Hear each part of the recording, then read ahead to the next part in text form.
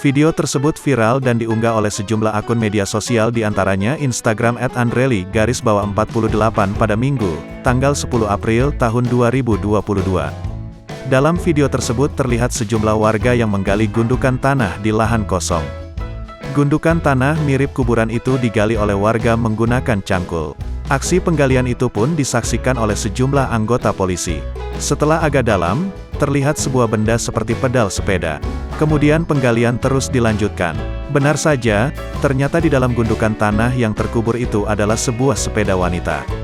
Petugas polisi dibantu warga lalu mengangkat sepeda itu ke permukaan tanah. Alhamdulillah, sewu payu iki. Alhamdulillah, 1000 laku itu, ucap perekam video. Arep bodoh oleh sepeda guys, mau lebaran dapat sepeda guys, lanjut perekam video. Dari keterangan pengunggah, video itu diambil di Dusun Sumber, Sanan Kulon, Blitar, Jawa Timur.